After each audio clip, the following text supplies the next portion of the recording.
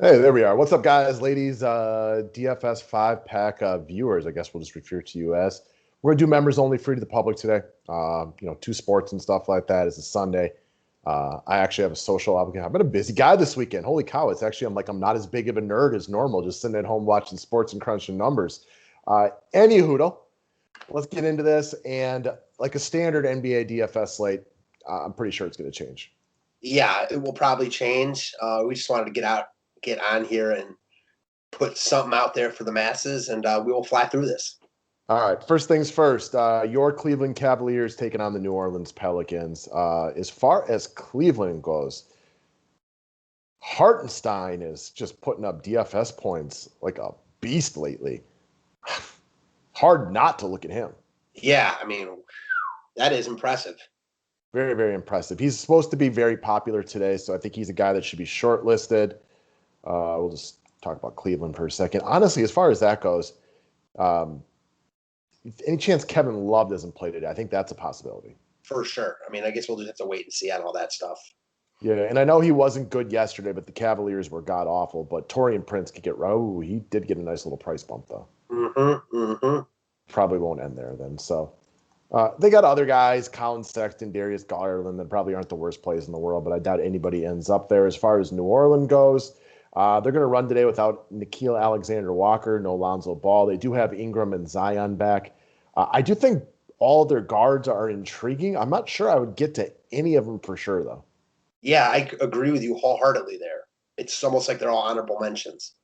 Yeah, I would agree with that. Like Bledsoe at this price tag, I'm not interested. I'd be more interested in Brandon Ingram. So he took the day off, or took up a couple of days off. He came back last game in a much harder matchup against the Philadelphia team.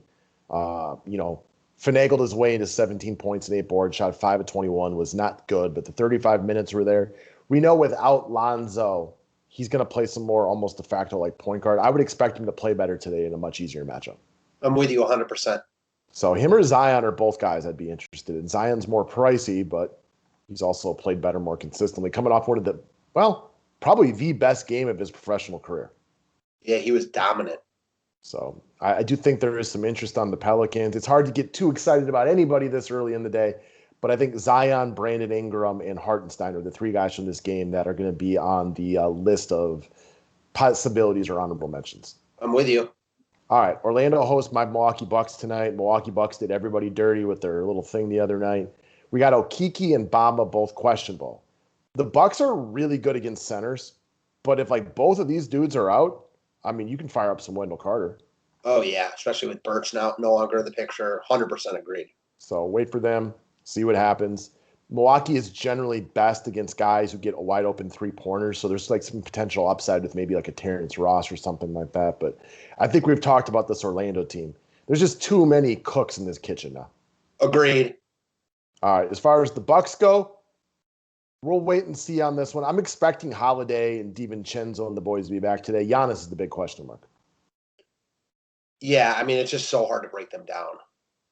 He's doubtful. I would assume he doesn't play. I think that's why Bobby Portis will continue to get some love. Like, Portis did not play well last game. He actually played fewer minutes. He still had 30 points. So even at 6,300 with no Giannis, he's in play. I don't think he's a must, though, anymore at this price tag. Truth. Also, I expect Milwaukee to play a good game today after really crapping the bed the last couple of days.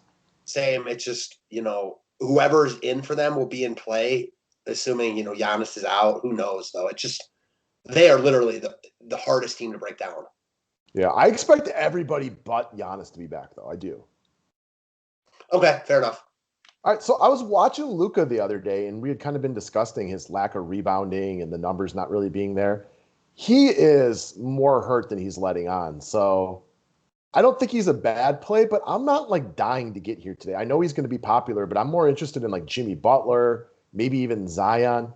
He is not 100% healthy right now. Now he's trying to grit his way through it, but we have not been seeing the monster upside games lately. It's kind of crazy. Doncic hasn't had double-digit rebounds. And for a guy that is a walking triple-double, averages 8.2 a game, I mean, weeks now. Yeah, for sure. It's worth noting. I'm glad that you mentioned it. Not that I really liked him here anyways, but no interest. Yeah, they were the Mavs announcers were really talking about it pretty hard the other day about how he's just not 100% in. At least he's playing, which can't say for half the guys in this league right now, but I'd be more interested in Porzingis personally, but I'm not going to spend 9K on him. Same. All right. San Antonio guys, we don't really ever pick on Dallas, and we have a San Antonio team right here that's like full strength. So I'm not personally very interested. Yeah, it's almost impossible to get there on this slate. Fair enough. Toronto against New York. New York's another team. They look pretty damn healthy at this point. So I'm not really trying to get here with anybody. Same. Yeah, I mean, they're healthy, so they're in a good spot against the underman Raptors, but they're healthy, like you said. We got both Van Vliet and Lowry listed as questionable for this one, assuming they are still out. Lowry's supposed to play today, I'm pretty sure. Okay, well, I'll take Malachi Flynn out of there. Bembry, man, I did not realize. I did not watch this game closely. He did not play much after that first quarter. Yeah, he did nothing after that. Trent was on fire. Yeah, that's a hell of a game for Gary Trent. You knew the big game was coming because he had been off for a while, but good Lord. 17 and 19? He was on fire. I'm going to take hot take right here. He doesn't get anything close to that today. I will agree with your hot take. They're also going to have Siakam back in the mix today, a variety of other guys. So this might be one of the first slates in a while where you're not going to need to give that much attention to Toronto. Nope, depending on who they roll out there, I'm with you. Yeah, New York is also a slow, defensive-oriented team. All right. Next up, we got the Pacers. We got everybody seems to be in now. Brogdon, McConnell, Karis LeVert, McDermott, Sabonis, except for Miles Turner, who is still questionable. Yeah, I mean, now they're basically healthy, and Sabonis is back. Turner might play. No interest. Yeah, I understand Sabonis at 8,700, but he was missing off that price tag a lot prior. Memphis is not an easy crush spot either. Mm-mm. My boy Jonas is getting a little love today. He's been playing well. He's been playing well for a while now. Yeah, I mean, I think Memphis is in a better spot than Indiana, so I get using him. I'd use him over Sabonis at their prices. Yeah, I'm a big Jonas fan, and Memphis is at least one of these teams. While they may have a good, solid player rotation, so it's hard to get to a lot of their guys. They got a lot to play for. Yeah, agreed. Not interested in using them from a DFS perspective. That said, I was definitely paying attention to Kyle Anderson last game. He continues to play really good ball. And Kyle Anderson, I mean, doing this, you're throwing up a 36 spot on New York. It's impressive. It did go to overtime, I will say that. Yeah, he played 34 minutes. So, again, he's in play, far from a must. Yep. All right, as far as games with the intrigue, though, I do think Chicago-Minnesota is a game with some upside right here. Obviously, we all know Minnesota has nothing to play for. But Chicago is still a team out there trying. We mentioned on the show last time out when Zach LaVine was ready to go, he was one of the featured guys that Vucevic sat him down. It was like, dude, you are really good. You need to be more aggressive. And he showed it back-to-back games. So going back to where it all started for him, I am interested in Zach LaVine. Yeah, I am too. I will say one thing. He had 39 real-life points in the first half, so he definitely cooled down in that second half. Still very fairly priced at 8,600. Agreed. I mean, he's wildly in play here for sure. So is Vucevic. Sure. So I think you could play this game to be like a close one and play those two together with a Karl Anthony Towns. I mean, Towns has been playing consistently well, dropping 50 spots in 9 straight games or better. The hard thing about them is, Russell's back. You got Edwards. It's difficult. For sure. How much is D'Lo these days? 6,500. Played up to 29 minutes the other day. But I struggle to play a guy who's having his minutes monitored like this, but he played 29 the other day, and he's given out really good value twice in a row. Probably aggressive, itching to be on the court. He's shooting a lot while he's out there. No Malik Beasley, potentially no Noel. I might be interested, especially within the GPP realm of a mini game stack here where you go about 4 deep on it. I'm with you, and you never have to twist my arm on some D'Lo. I know I don't. It's always the other way around, right? Yeah, I was going to say, you said you struggle to use a guy who is, coming back, and I was going to say you struggle to use D'Lo whenever. So, yeah. I know yesterday that some of these Piston guards were getting attention. I struggle to get to any of these guys unless a bunch of dudes are out because I just never know what their pecking order is going to be today. Like one of these days, Corey Joseph's going to go back down to 19 minutes, and like Saban Lee's going to get run on that day. Yeah, for sure. You got DSJ in there. This is not the spot. The young guy, Killian Hayes, Jackson, who's basically can play some point guard. I know Grant is still listed as questionable today. I don't know if he has any issues of playing. Plumlee came back into the rotation, so not really interested in Detroit guys. As far as the Clippers go, still no Ibaka. Kawhi's going to rest today, so you're going to get a chalk Paul George, which makes a lot of sense in cash games. He's been playing really well lately. Makes a lot of sense to start right here. I would say the flip side of this is Detroit's on a back-to-back. They're a bad basketball team. If you want to play this one to be a blowout and fade George purely based on that, I can get on board in GPPs and not playing him. Same. I agree with your assessment wholeheartedly. I think in cash games, he makes a lot of sense. He's going to be really high owned. Detroit's terrible. Yeah, he'll get his 40 to 50 regardless. So he just might not have that 55 plus upside if this game gets out of hand. All right, and then the last game, I like. We got Miami. I think Butler is a staple for me today because we got no Victor Oladipo. We know that Portland is one of the best matchups in basketball. We might potentially have no Tyler Hero. So it is, for me, like Butler is just like an easy play here. Slide him in there, take your 50 points and move on. I like that call a lot. Great matchup. Game I expect to be competitive too. I don't know about you.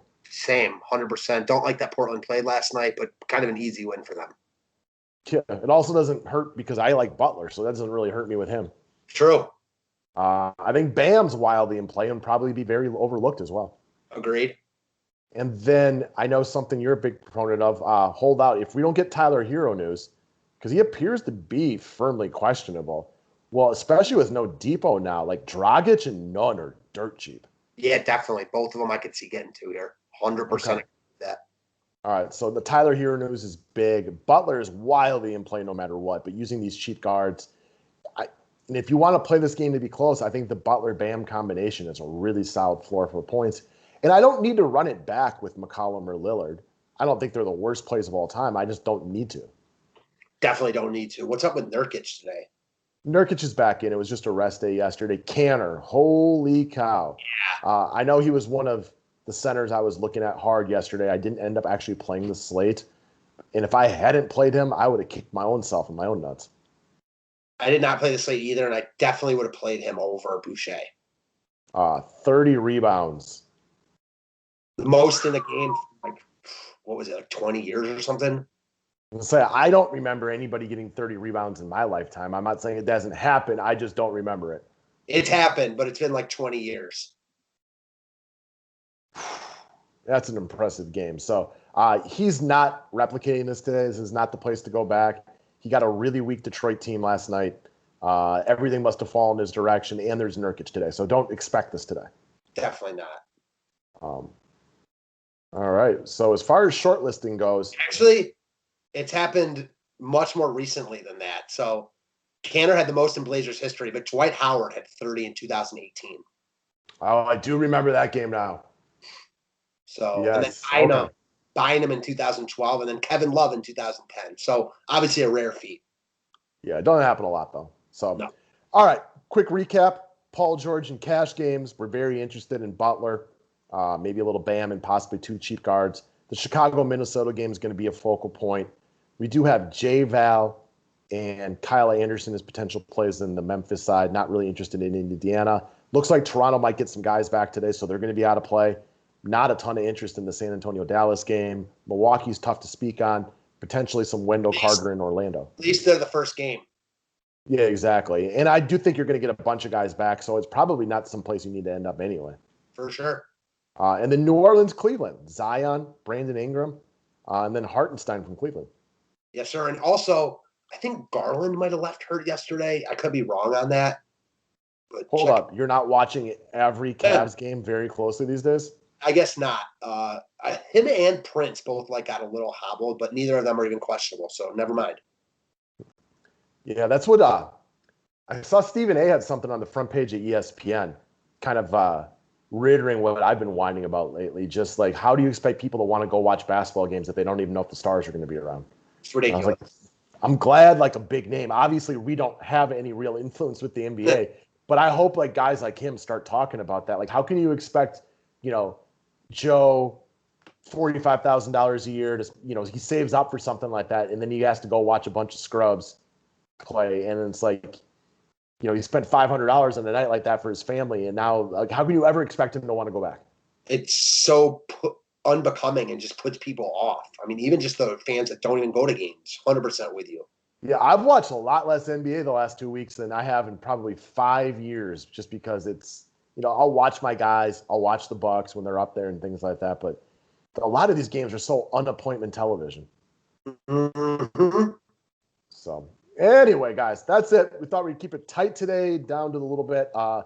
Big part of that is pretty sure things are going to change. Yeah, I would make that bet for sure. Oh, we just got news. Giannis, Luka, Karl Anthony Towns, Paul George, Damon, Jimmy Butler they're going bar hopping today, so they're not playing. At least we got that news early. Yeah. All right, guys. Good luck today. Thanks.